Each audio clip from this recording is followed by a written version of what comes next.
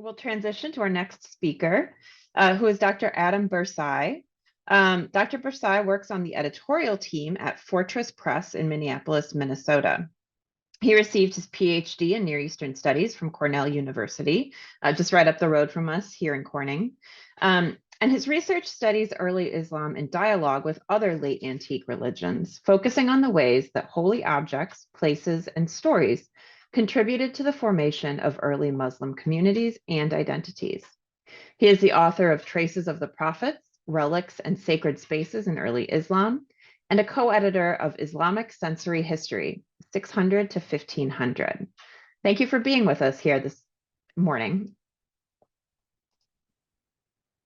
Thank you, Catherine. And yeah, thank you to the organizers, Catherine and Julie, for the invitation. Yeah, like Catherine said, I went to grad school at Cornell, so I'm very familiar with the Corning Museum. So it's a real honor to be able to speak at this seminar.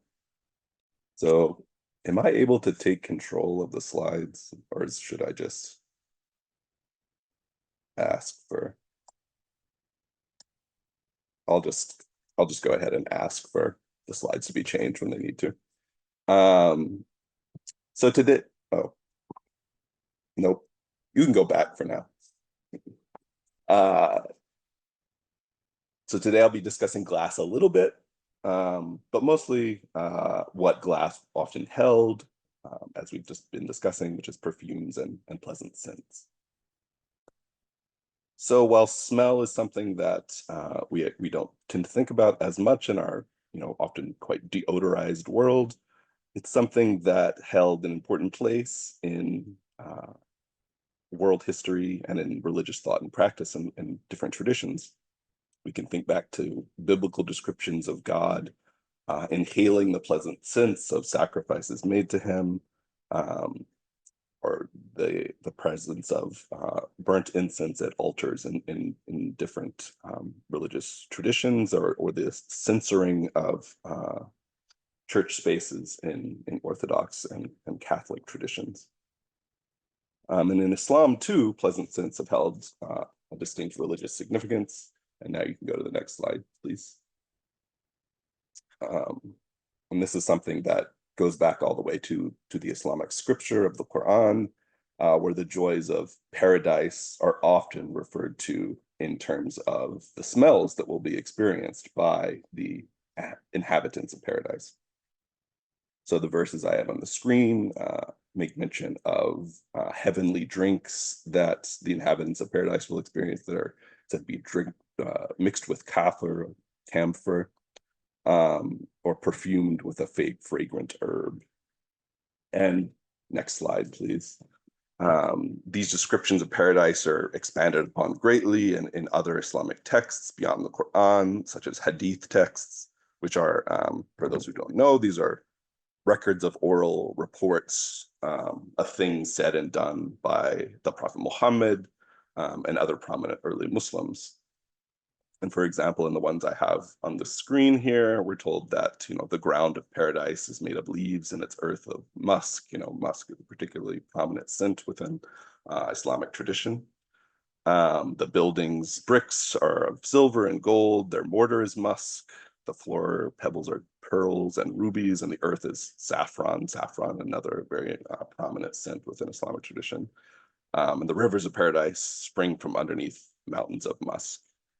So we can see that the physical environment of paradise is redolent of scent everywhere. In the next slide, please.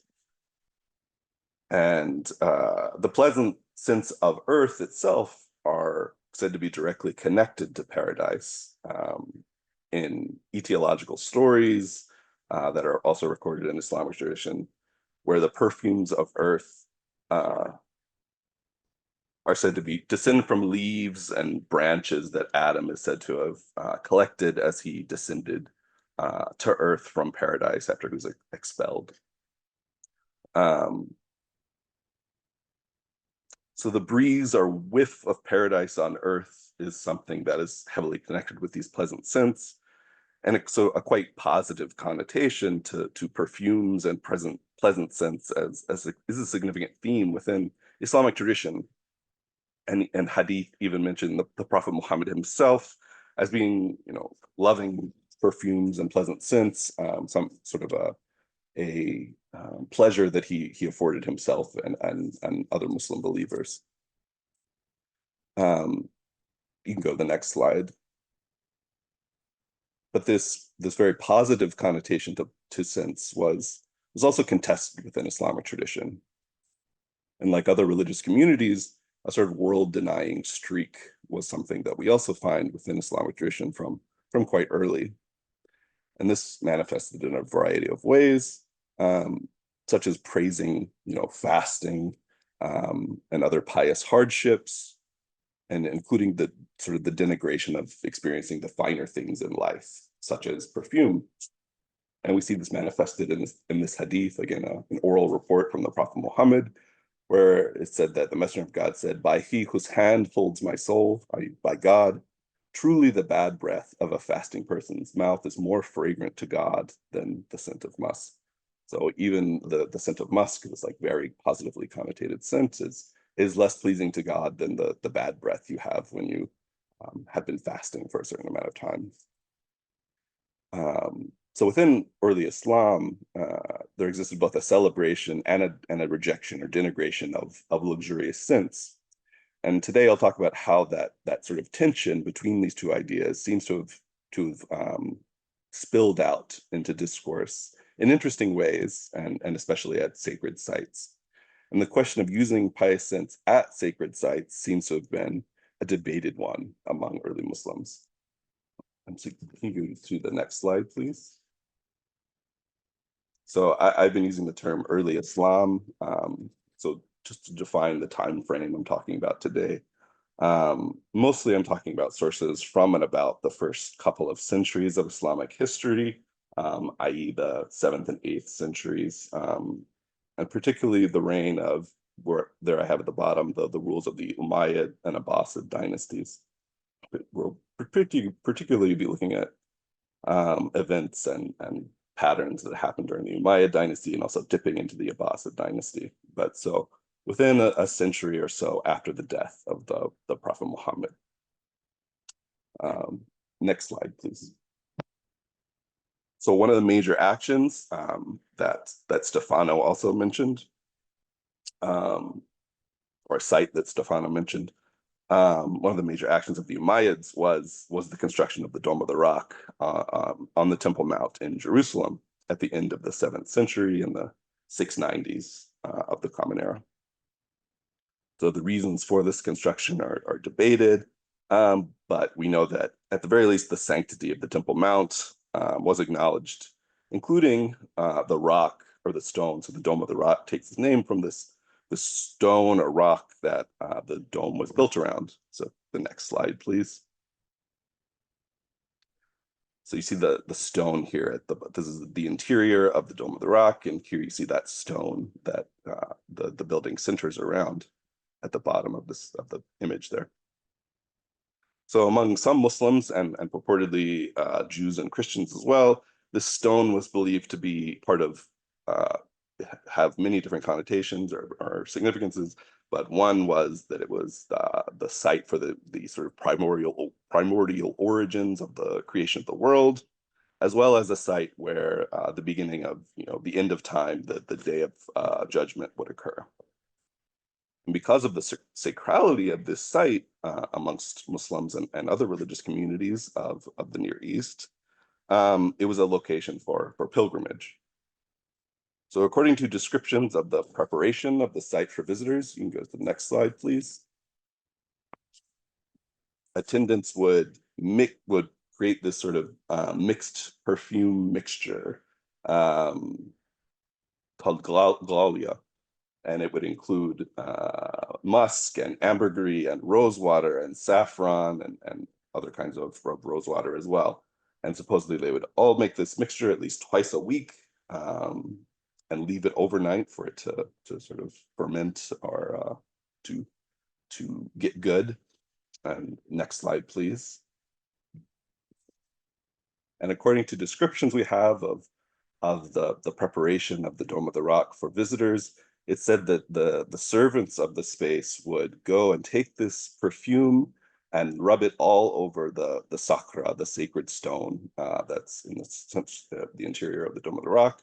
They would rub the stone all over with this perfume, and then they would take censers of gold and silver and put, fine wood from India, which was also rubbed over with musk, and they would burn this perfume, or I'm sorry, this incense all throughout the building so that it would, fill the whole space. And when the space was entirely filled with this, heavily scented smoke, then the servants would open they would have closed the windows of the space to let it fill up, and then they'd open the windows and the smoke would billow out, and they would call that the rock is ready to receive its visitors. And supposedly the scent would go all the way out from the building all the way to the markets of Jerusalem. And you see at the bottom of the passage here, it said, of everyone on whom the scent was found, it was said that this person had been today in the Sakura. So this experience of having visited the Dome of the Rock was very associated with, pleasant scents, like having a particular scent on your body, even from having visited this sacred site.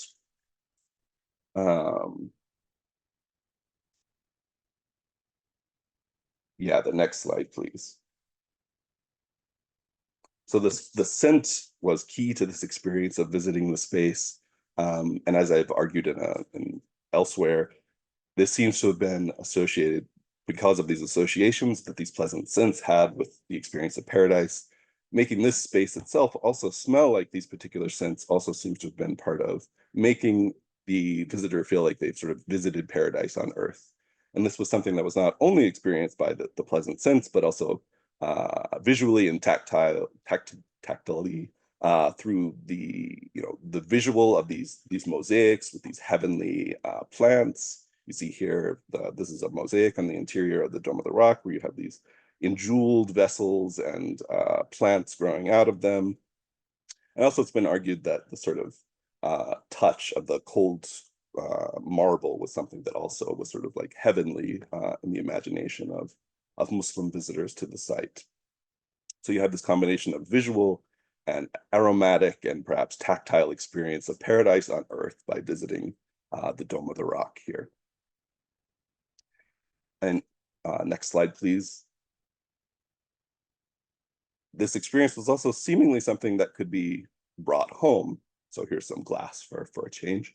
So this has been identified as a pilgrimage jug, that it's been suggested that this was used to collect some of that perfume that had run off the rock into these gutters that were around the rock to collect the excess perfume that ran off. And it's been suggested that these were used as a sort of like pilgrimage souvenir, that you could collect some of this perfume, and sacred because of its contact with the rock. Next slide, please. And it's been argued by Julian Rabi that some of the imagery on the pilgrimage jugs, which it's hard to sort of see in the image itself, but when you see the sort of reconstruction of what the imprint on the jug looked like, it has some notable similarities to this coinage that was produced by Abdul Malik ibn Marwan, the Umayyad Caliph. The image has been debated on what the significance of it is, but usually it's identified as a standing caliph with his arm over with a sword. And this seems to be quite similar to some of the imagery that's found on some of these pilgrimage jugs. So it's been argued that these may have been produced for a specifically Muslim audience to be able to take some of this material home from the Dome of the Rock.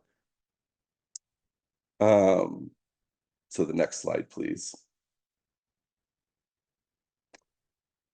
So smell was also a key part of not only the Dome of the Rock, but the Kaaba in Mecca. And this is especially true during the Hajj. So can you hit the next button? I think some passage. Yeah, here we go. So accounts appear of extensive incensing and perfuming of the building, perhaps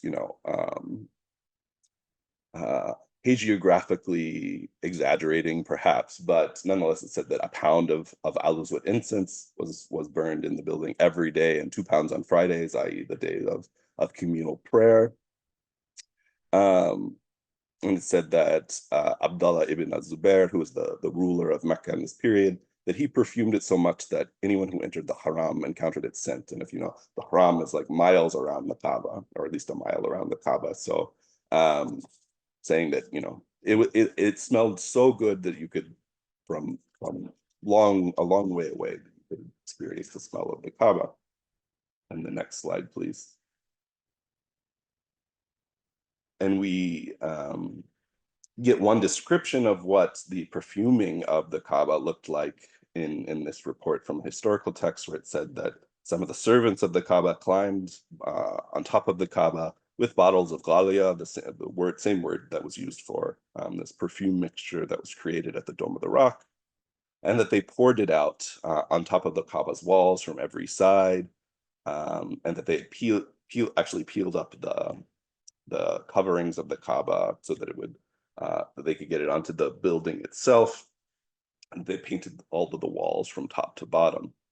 And this is all about the outside of the Kaaba, but there's also plenty of description. I don't know about plenty, but there are several descriptions also of perfuming the interior of the Kaaba with both perfume and incense as well. So as at the Dome of the Rock, next slide, please. As at the Dome of the Rock, the perfumed material at the Kaaba was also something that could be brought home by pilgrims. And we find these reports in early Islamic texts of scholars, Muslim jurists, saying it's acceptable to take some of the perfume of the Kaaba. This was one by Ata ibn Abi Rabah. So there's no problem in taking some of the perfume of the Kaaba, and it's covering the kiswa with the permission of the attendants. So perhaps some kind of religious idea about when it's okay to take perfume from the Kaaba. And we even find in the second quote a sort of traditionally conservative scholar in the eyes of many Muslims, Ahmed ibn Hanbal, saying you shouldn't remove anything from Mecca, but the perfume is okay. And next slide, please.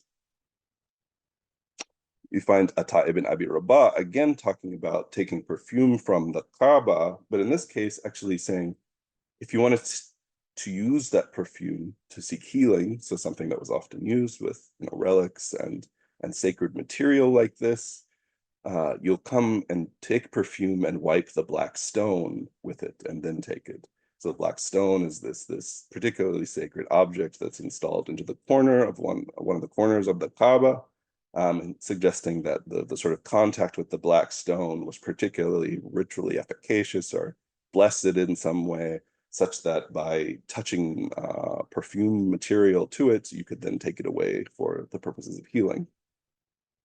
So a sort of contact relic produced by touching the black stone in this way. So perfume seems to have been used not only to evoke the paradisical. Can you go to the next slide, please? Not only to mark the paradisical, the next slide, please, but also to mark locations as worthy of special attention or veneration. And this included spaces that were associated with the Prophet Muhammad. And I'll draw upon some examples here from the city of Medina in the Arabian Peninsula, including the Prophet's Mosque, which was said to be a space. The mosque was originally built by the Prophet Muhammad, and then expanded many times subsequent to his death. So, and I have the spot in the mosque that we'll be talking about here circled in red. But the next slide, please. So a particular location, a particular column was said to be perfumed so that it might be a marker in the Prophet's mosque, and this came to be called the perfumed column. And I think hit the next button and something will show up. Yeah. So this is the spot we're talking about. This is where the al-Ustuwan al-Mulhallaqa is the perfumed column. And later texts mention that this is the site where the prophet would pray, or at least the column nearest by where the prophet would pray. And they mention the ritual efficacy of praying here, and then praying to God for something that you want, or that it's a particularly good place to pray within the prophet's mosque. And as we see in this relatively early text, it seems as though perfume is being used as a way of sort of marking this place. Next slide, please.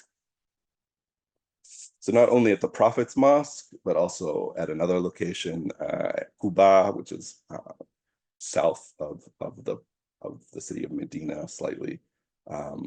Another site, another important mosque called the Quba Mosque. And the next slide, please. Where again we're told about a perfumed column within the Quba Mosque that was said to be where the messenger of God, the prophet's prayer spot in the Quba Mosque was, and that this was, as a result, where people tried to direct or perform their own prayer. So again, seemingly using perfume as this sort of marker of a spot's ritual importance, and importance for historical memory of a spot associated with the Prophet Muhammad. Next slide, please.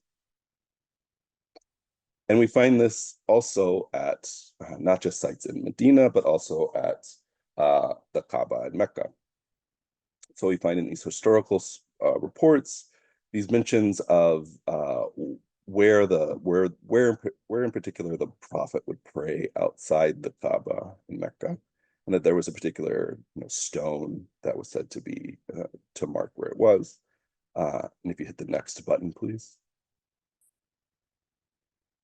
There's also a mention in another text of that this spot, when someone looked at the kiswa, so this is the kiswa is this veil that covers the Kaaba. When someone says that they saw a kiswa that had been removed from the Kaaba, and that there was a trace of haluk, this perfumed mixture, that had been placed on the spot. The very size of the spot, the mark on the stone where that was believed to mark where the prophet would pray outside the Kaaba. So again, seemingly this usage of perfume as a way of marking a spot's association with where the Prophet Muhammad would perform ritual prayer. So as we can see, perfume seems to have been sort of a tool of sacralizing spaces in different ways. We can also see a tension, however, in certain stories of certain things that seem to have happened in mosques in the early 8th century. So if you go to the next slide. So in this story, we have mention of previous governors of Medina providing money from taxes for incensing the Prophet's mosque on Fridays and coating it with perfume during the month of Ramadan, the holy month of Ramadan. But when this particular governor named Umar ibn Abdulaziz, when he became governor, he said to stop that and remove the remains of perfume from the mosque. And this Ibn Ajlan, a particular Muslim jurist who had a study circle in the mosque, says that I saw them washing the remains of the perfume off of the space with water and cloths. So we have this seemingly tradition of perfuming and incensing spaces, particularly of the mosque space, particularly during the holy days, of Fridays for communal prayer and the holy month of Ramadan. And then this particular governor named Umar ibn Abdulaziz forbidding this practice. So what's going on here? Next slide. So one way of looking at this is the contested sort of nature of perfume as this very luxurious material that Stefano has talked about a little bit in his talk. And we have these stories of Umar ibn Abdulaziz trying to sort of take on the characteristics of an ascetic and avoid perfume. So, and we see this as sort of a turn in his life from being a rich man to a more pious man. So while he used to be the most perfumed of the people, the best dressed and the proudest in gait, i.e. the way he walked, when he became caliph, so later when he was the ruler of the Muslim world, they estimated his clothes were worth just 12 dirhams. So he wore shabby clothes after that. In another version of this report, I saw Umar ibn Abdulaziz in Medina, and he was the finest among the people in dress, the most fragrant in scent and the proudest in gait. Then I later saw him as caliph, and he walked like a monk. So again, this sort of, we see this like conflicting nature of scent as both, a wonderful material that, reminds one of paradise, but also one that only, perhaps not only, but like is associated with extravagance and luxury, and that perhaps this is not the way that a pious believer should be adorning themselves. So perhaps this effort to remove perfume scents from the Prophet's mosque in Medina was related to this effort to sort of not have too much of a luxurious nature to the religious spaces. And if you go to the next slide, this does seem to have been there does seem to have been a tradition in early Islam of trying to avoid the grandeur of mosques, of not making mosques be too beautiful, and in contradistinction to what Christians did in building, grand churches. There's a tradition of avoiding these kinds of material, this kind of material instantiation of the religious space among some Muslim thinkers. And this stood in contradistinction to what some of the Umayyad rulers built, for example, at the Umayyad Mosque in Damascus, where on the left you see some of the fine mosaic work in that mosque, and then on the right, some of the amazing marble work that was part of this space. And indeed, this particular governor of Medina, who later became caliph, Umar ibn Abdulaziz, is said he had plans to sort of remove these mosaics and marbles from the mosque in Damascus because of the sort of it's too grand, it's too fine.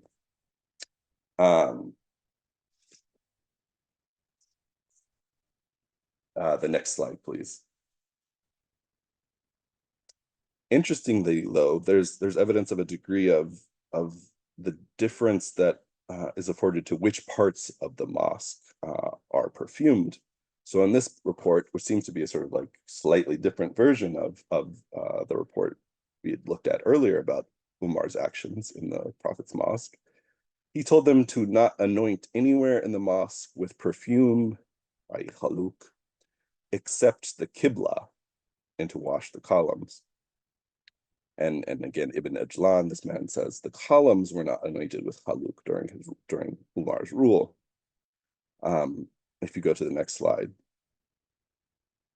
So the Qibla is this, or the Qibla is the direction of prayer in towards Mecca, the Kaaba in Mecca. So it seems to be that there's this usage of perfume only in the particular part of the building that directed prayer in the sacred direction of the Kaaba.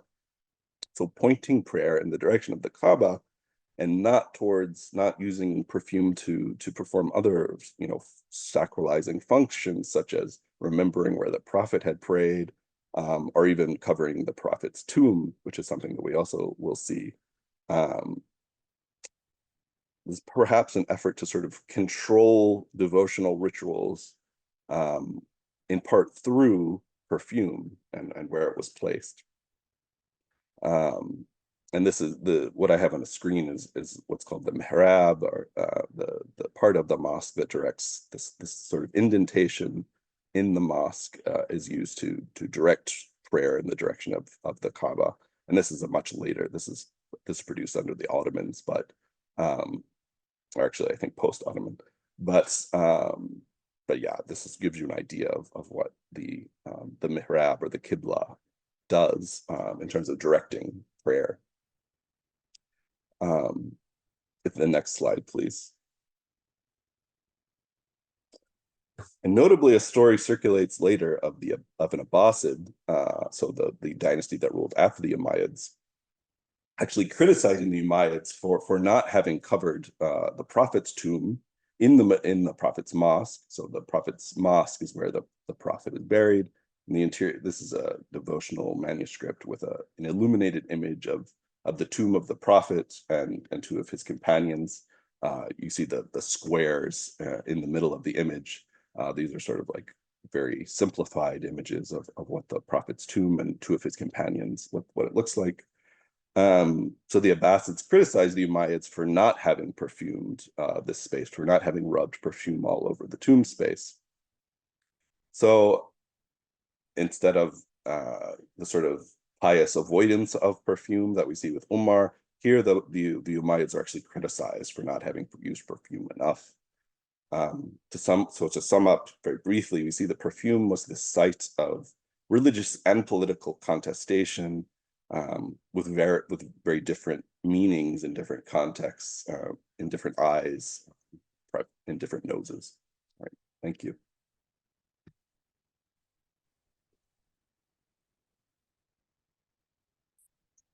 Thank you so much, Adam. It's such a reminder that our sort of American lives are very scent-free, I think, in most of the spaces we tend to encounter, and how much scent would have been part of the world and the experience in so many of these spaces. So I have questions are starting to come in. One question that came up a little bit before was about, you mentioned earlier in your talk a lot about musk. Do we know where the musk was sourced and how such a large quantity was obtained? Yeah, very good question. So the best musk is said to come from Central Asia and Persia. And yeah, it's made from this gland of the musk deer.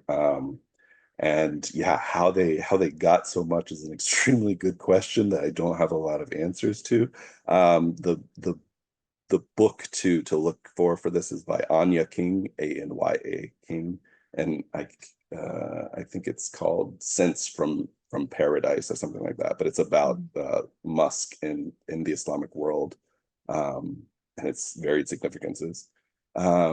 But yeah, the question of like how did they get so much? I think probably killing a lot of musk deer is probably the answer.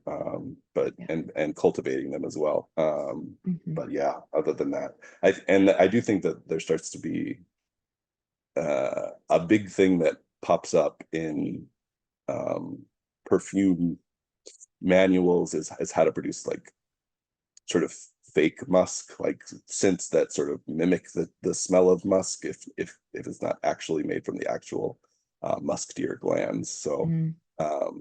but yeah, I don't know the mechanics of how they got as much musk as it seems like it must have taken to perfume some of these spaces. Yeah.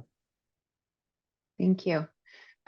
Julia says, thank you for the wonderful talk. I'm fascinated by the descriptions of perfuming sacred buildings and sites.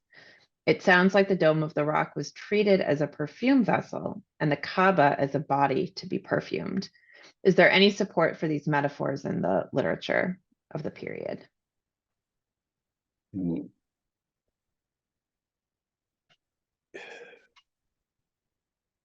Not in the period, not in the, so like I said, mostly I'm looking at the first few centuries of Islamic history. Mm-hmm. In And I would say that those particular metaphors are not used, but subsequent to that, there's absolutely these language of the sort of the beloved is very much applied to the Kaaba, and the scent of the beloved is very much a part of that.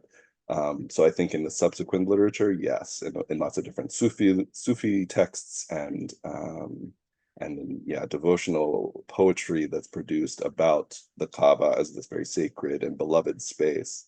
I think, yeah, you find that very much as a body to be beloved and therefore perfumed. The Dome of the Rock, perhaps less so, because it's Mm.